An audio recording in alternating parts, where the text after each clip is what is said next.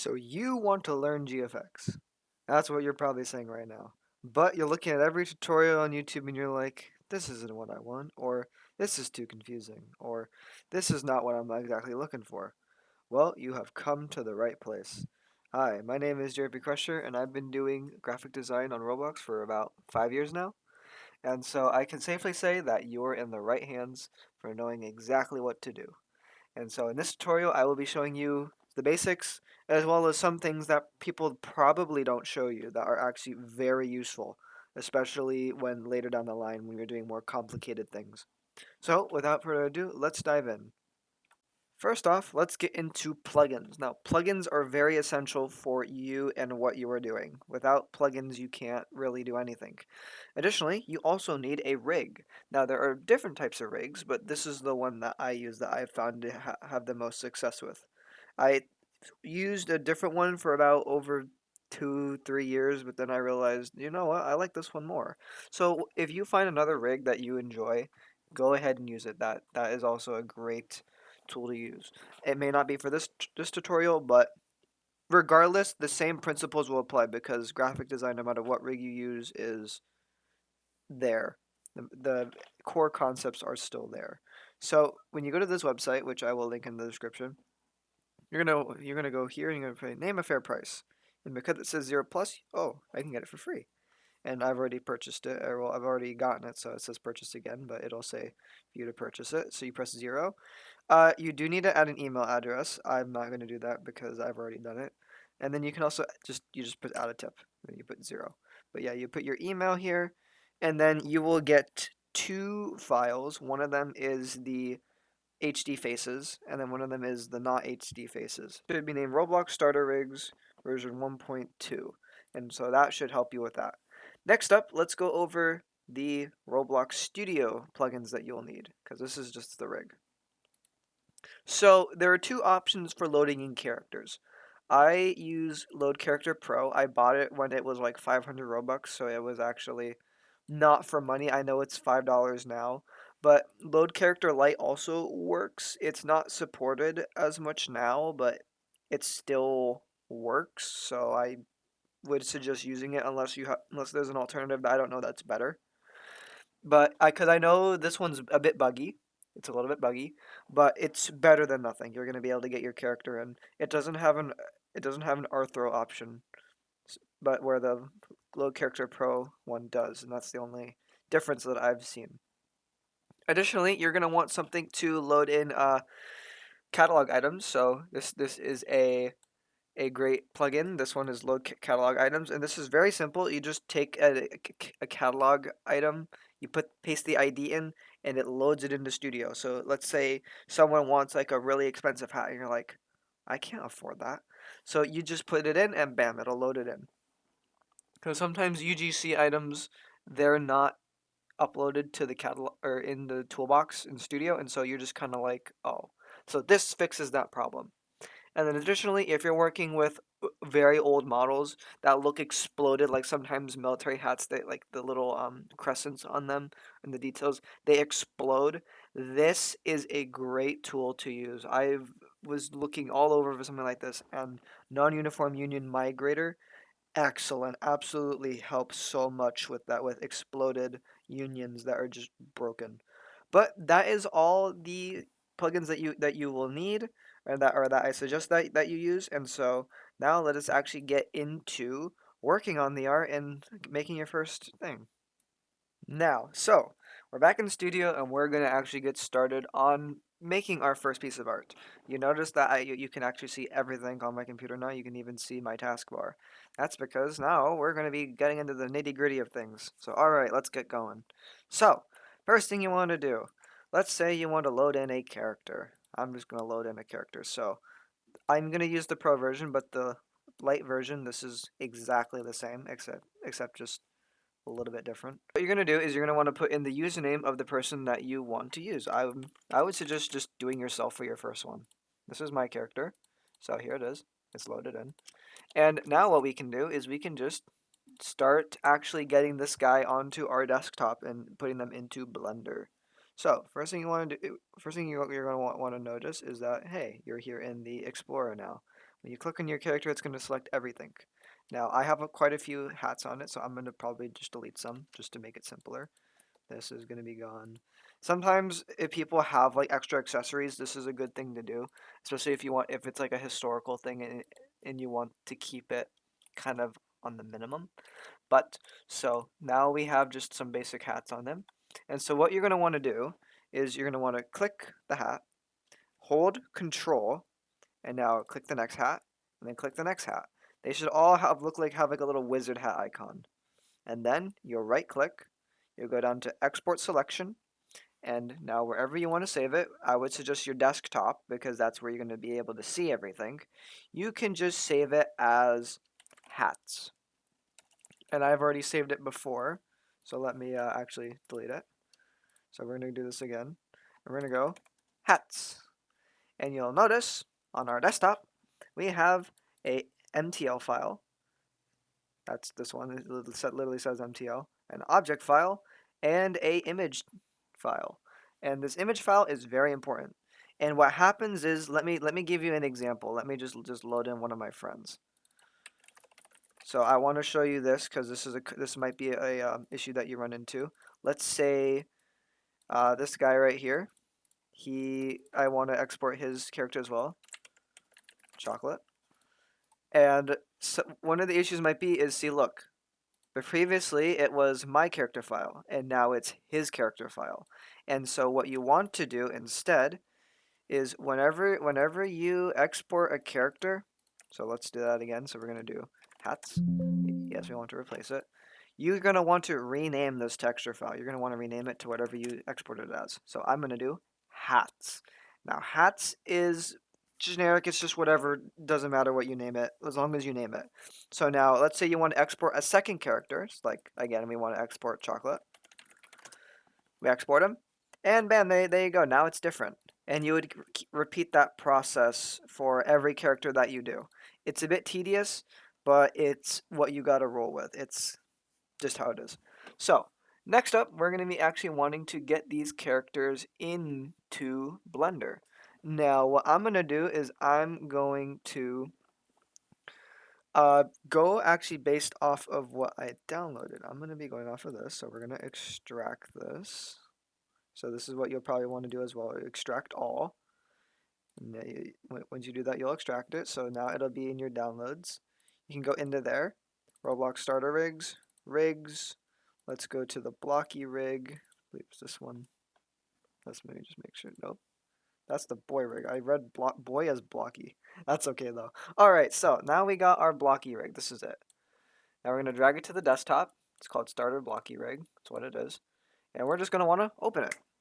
And you'll notice voila, there is your rig. You can actually see it. It's a character. You're like, wait, that looks like Roblox. And that's important.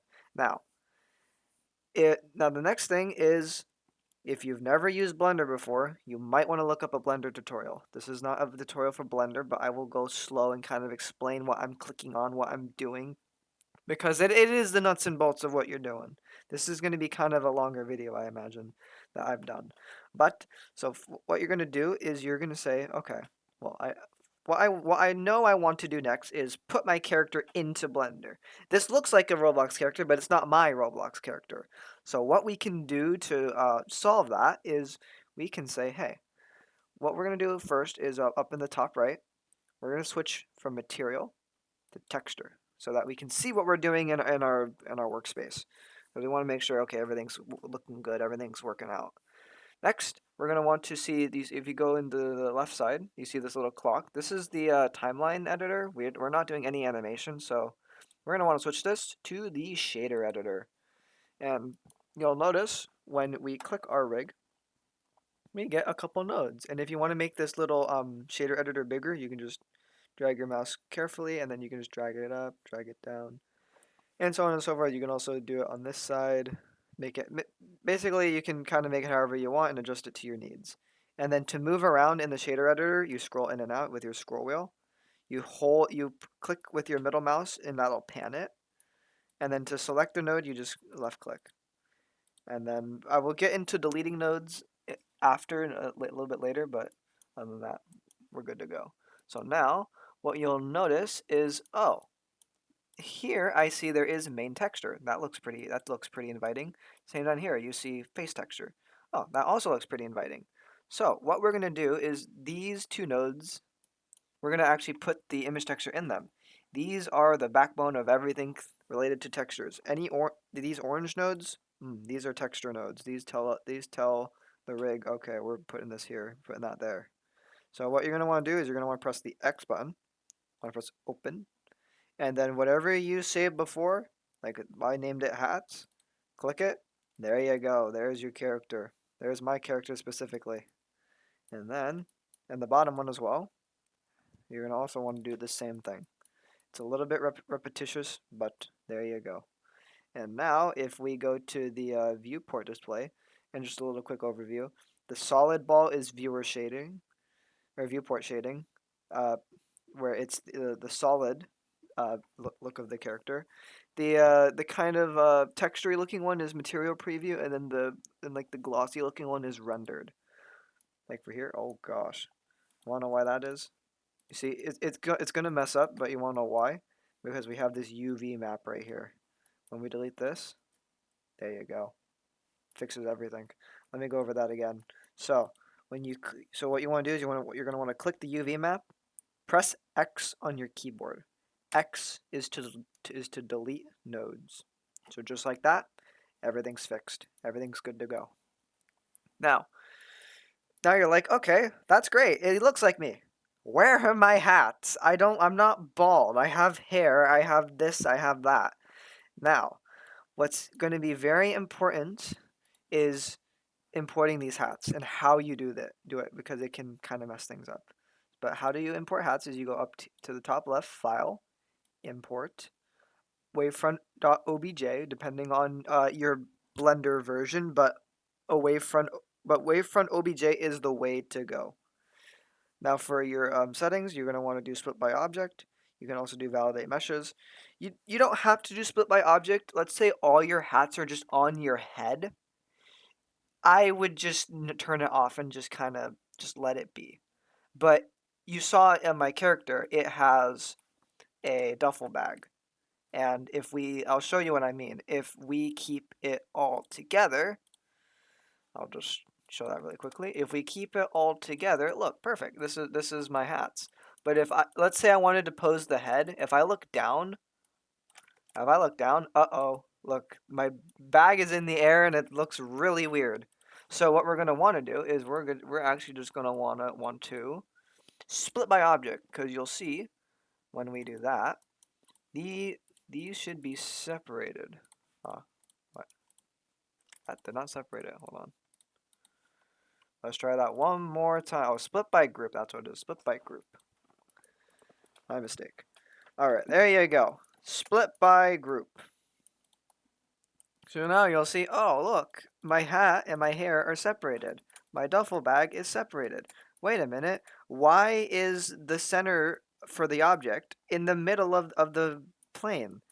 And well, that's a great question, because you're like, okay, well, if I want to rotate the hair, oh gosh, it's over there now. So what you're gonna want to do is, I've never seen many people teach this in their tutorials, because normally all their models are in the center already. But what you want to do is you're gonna want to right click, set origin to geometry. Or if it's very, very, very, very, very far away, let's say like you're on your base plate, you have like something way in the far distance, you can also do geometry to origin, and that'll bring it to the very center. And so that's also very essential. But since they're so close, I'm going to just do origin to geometry. And we can select multiple things and it'll do it for both of them. Next up, we're going to want to combine these. These are both hat accessories. We don't want them to just kind of be separated. They move together. Because if I just move the hair, uh-oh, the hat's not following it. So what we're going to want to do is we're just going to want to do a join. So what you're going to want to do is you're going to want to select your hat, one of them first, hold shift, and then select the next object. And you can keep doing that for all your hats until they're all selected. And now they'll move together. But we can take it one step further than just moving them together. If you hold Control and J, you see it just combined it. So now they are actually just one they're just one object. And so now you can just kind of move it around as one object. And so now there's where the fun part begins. It's kind of like a Lego piece. You're putting the hat and the hair on the character for your Legos. And that's my favorite part about this. It's like Legos.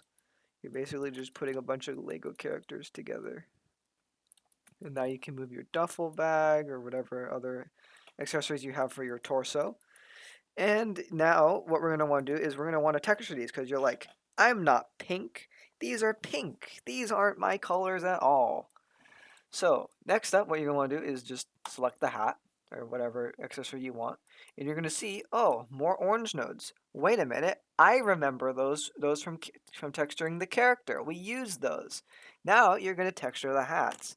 Now this bottom one that where the alpha goes in the alpha, delete that one. So just press X. X. There we go. And now all you're going to want to do is you're just going to want to replace this top image node with the one that you exported before, hats. And make sure when you are doing that, your file for your character looks like this, where it's like kind of like rectangular. Sometimes you'll get extra files for if you have a lot of hats. Sometimes it doesn't fit it all on the one, so it does it on multiple. So in that case, what you're going to do is you're just going to go through the list, and I'll show you what I mean by that. So you see here on the right side of your screen, you have render, output, view layer, scene, world, object, modifiers, particles, physics, constraints, data, and material. What you can do is if you want to look at multiple textures and you want to texture multiple things on your character because some things are still pink, you can go to material, and you see this little menu right here. This shows you all the textures that are being used. Like for example, this one, it shows starter blocky rig. That's the one that I'm using. Right here, handle one. That's the accessory, and that was the texture file that we were using. So that's there, and so we can see that it's actually looking good. And again, if we had multiple, they would all be there. All right, next up, we're like, whoa, we got our character looking. That's me. But wait a minute. I want to pose it. I don't want to just look like I'm standing straight up tall and nothing else. I want to look like I'm doing something. I'm not just a statue. And that's a great point. What we're going to do next is we're going to work on posing. So, next up, what we're going to do is we're going to, first off, before we start posing, I have something that I always like to do. I never used to do this until I figured out that it actually is a lot better. So, remember when I was going over these little buttons right here? Remember there was one called constraints? This one is amazing. It is what I love because let's say, hey, want to select the hat, select it. I want to add object constraint. And we want to go to child of. And when we select with our target, what we're going to want to do is we're going to want to click this eyedropper. We're going to drag the eyedropper to the rig around it. So any of these black lines around it are the rig. I like to go for the thing on the bottom, which is basically just a big square. Just click it. So blocky rig. There you go. Now it says blocky rig. And now we want to select a bone. Now, bones, they are, you're not going to know them right away because it's not very obvious because nothing shows it. But if you go here and you go to edit mode, I believe it shows you the bones. But because you're not here for that, I'm just going to show you it really quickly. So what we're going to do is for the bones of the rig, because it's a rig, you can pose it. There's the head, upper torso, lower torso, hips. There's also upper arm left, lower arm left, hand, upper leg left, lower leg left, and foot. And then the same thing for the right side for all of that. And those are your bones of how you can pose your stuff and where to attach it. So like for example, for this hat, we're going to want to set it to the head because it belongs to the head bone. And what we're going to do is we're going to set inverse and it'll set it right there on top of his head. And then we're going to want to do the same thing for the duffel bag. Add object constraint, child of, eyedropper, select the rig, bone. I like to do upper torso. Now you do if you want to type it in, it has to be exact, or you can just select it. So let me show you again. So upper, and I see it right here, torso. Select that, set inverse, and now we can begin posing our character. So posing the character, what you're going to want to do is you're going to want to select the rig around it. So you're going to see this orange. Orange is going to show that it's selected. You're going to want to go to object mode in the top left, pose mode. Ahaha, now we're getting somewhere. So now you can see, oh, would you look at that? There's red and blue. Now this is where the fun begins. Because now, let's say you want to take your rotate tool over here. You also have a move tool. Voila. He has his hand up. You can bend his forearm. Whoa. You can bend his legs. Woo. You can even bend. Oh, never mind. That wasn't bending him. That was sending him backwards, tumbling down the stairs. But okay, alright. And also his lower torso. Ooh, ah. And you can also do some pretty funny things. Just absolutely, absolutely have some fun with this. Some good laughs. But now you know the basics of posing. Basically, for this, just tinker around. Just have fun with it. If you have a specific pose in mind, do it. But if you want to just experiment, have some fun, do it. And so let's see. Let's see what pose I can make. I may cut out and come back in a bit when I have a better pose. Alright. I'll be back when I have a better pose. All right, I am back, and I feel like that I found a pose that works well for me. Now you're like, hey, that's great. I don't look like a statue anymore. But wait, I want to render it. How do I render this? Well, that is a great question. First off, we're gonna want to add a camera. Up in the top left, you see add. You see go down the camera. There you go. To go into the camera, you press 0 on your number pad. Don't know why that's the button that they selected, but that's it. So, and then now what you can do is you can actually kind of edit it now. So in here you see output. You can actually change the resolution. You can make it the standard size of HD, which is 1920 by 1080, and then you could also do like a square. So 1200, 1200. That's what I like to do for my square renders. But I will do I'll do the standard like screen size. You can also even do 4K, but that just takes longer. But now you're like, that's great. Why is the camera looking at a random spot in the world when it's not looking at me? Great question. Now you can actually move it. So you go back up to the top left. You press View, Navigation, Walk Navigation. And now if you press W, A, S, or D, ooh, you're moving. It's basically like a first person game or whatever it is. You can even use your mouse to look around. This is the easiest way to use it. Yeah, WASD to move around. Use your mouse to look around as well. And then QE to go up and down. And that's actually about it. And now we can do something like this. Like this. There we go. And for lighting, I will probably go more into depth in another tutorial. But now if we go into the viewer and say, oh, that looks actually not that bad. Wow. So now what we can do is we can go to our render properties. So back up to the render properties. We're going to go to sampling. We're going to switch the samples for the viewer to 10. We're going to switch the samples for the render itself to 128. Now you can increase these, you can keep these higher for a higher end computer. I'm just doing this for the sake of time so it's not as slow. And for now, I'm not going to get into lighting, but I'm just going to add an HDR just because I can and I feel like it. I will go into another tutorial about how to use HDRs and use the lighting on your scenes, and kind of different ideas on how you can use it. But for now, I will do that. We're gonna make this transparent.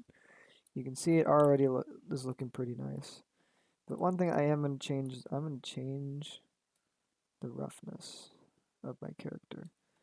This is something else that I will show in a future tutorial, kind of just messing with the settings of each thing. But you can see that, oh, we can actually get some nice lighting in this, and we can actually make it look very nice. And this is what I love about graphic design. Graphic design is there's a lot that you can do with it. There's endless possibilities. The only limit is what you can imagine. Let me just find a good HDR. I'm thinking I'm feeling lucky. Let's do resting place. Was that right? No, there we go. Let me just change a couple other settings. And this should be pretty much done. Pretty much done. I'm pretty okay with this. Simply for a tutorial, this is a-okay. I have no problems with this. I don't like this HDR. Let's do something else. You can see there's a lot of different HDRs. You can see how like the different lighting is on different things. That's better. Let's do that. That looks okay. What about the other side? That looks okay too. I keep it like how it is right here. I think that's good. And that's okay with me. All right. So now you're like, great. Now I know that it's in character, or that the character is in the shot, and I'm going to be able to render it. But wait, how do I render it? Well, in the top left right here, you can go render image, and you'll see at the end, bada boom, bada bing. It's rendering. Your samples are going. The more samples you have, the higher quality it'll kind of look because it's taking more samples of the lighting around it. This is a very basic looking image, but I've made a lot more complicated things. This is just to give you the basics and understanding of how you actually go from start to finish of rendering your character and basically just getting you an idea of how it works. And now when you want to save it, you go to image, save as, you go to your desktop, name it example or whatever you want to name it.